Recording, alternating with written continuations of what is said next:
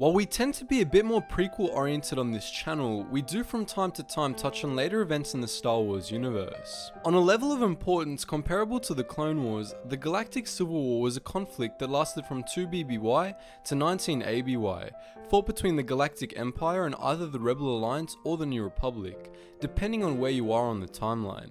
Before we begin, please note that we're only taking battles of significant scale into account here. Though we're going to be dealing primarily with casualty rates, the overall death toll will be taken into account as well, especially in relation to the overall death toll for the enemy force.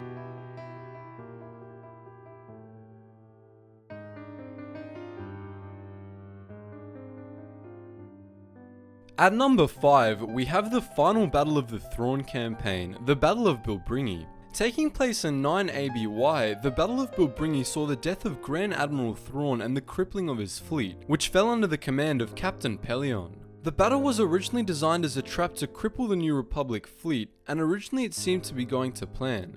The Imperial Navy had Admiral Akbar trapped for most of the battle, but the tide began to turn due to the interference of the Smugglers Alliance and Rogue Squadron, who made a sudden attempt to take the shipyards that Bilbringi hosted, destroying 4 Imperial space stations and turning the tide. But as Grand Admiral Thrawn recalculated his strategy, his Noghri bodyguard turned on and assassinated him. The Empire suffered massive casualties from the battle, including the destruction of 4 full Golan Arms battle platforms with all on board. Widely considered the battle in which the New Republic achieved dominance, the liberation of Coruscant in 6 ABY separated the Empire from its capital and cost them untold numbers of troops. The battle began when the New Republic inserted operatives from Rogue Squadron on Coruscant, who disabled Coruscant's planetary shields. Now suddenly vulnerable, Coruscant came under attack from a sizable New Republic fleet, which took control of orbit easily.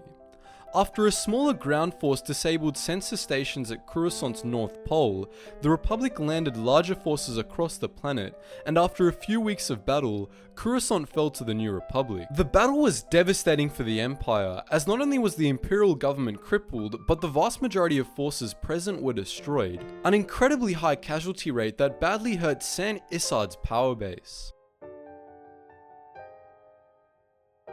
The Battle of Endor was the turning point in the history of the galaxy and a massive blow to the Empire for obvious reasons. The battle resulted in the deaths of all Imperial troops on the Forest Moon, as well as all aboard the Executor and the second Death Star, which included the Emperor and Darth Vader.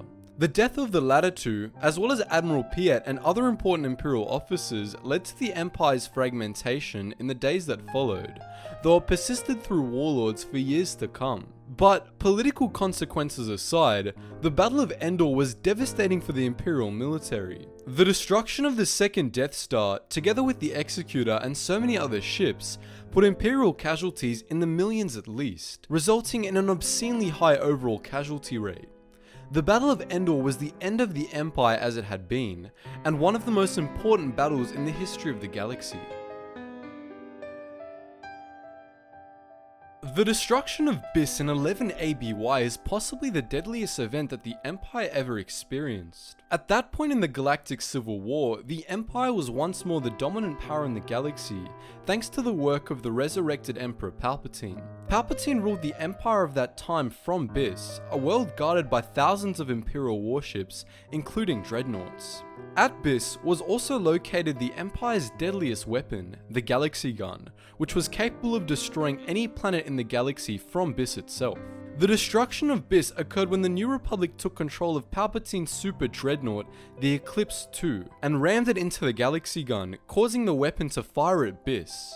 Byss, along with 20 billion Imperial loyalists on the planet, was destroyed, as was the vast majority of the huge fleet in orbit. The destruction of Byss and the Emperor's final death soon afterwards was in effect a death knell for Palpatine's empire.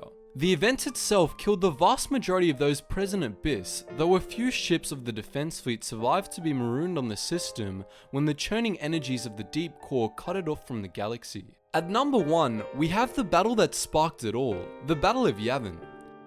The Battle of Yavin was held to be the most important battle in galactic history, and though the death toll from it wasn't as high as some others on this list, it gets our top spot not for its political implications, but for its casualty rate of 99.9%. Darth Vader was the one and only Imperial survivor of the battle, which killed millions with the destruction of the first Death Star. This makes its casualty rate for the Empire an insignificant fraction short of 100%. So as per usual, I want to know what you guys think. Are there any battles we missed or misplaced on this list? Give us your thoughts in the comments section below, and as always guys, thanks for watching, and I hope to see you in the next video.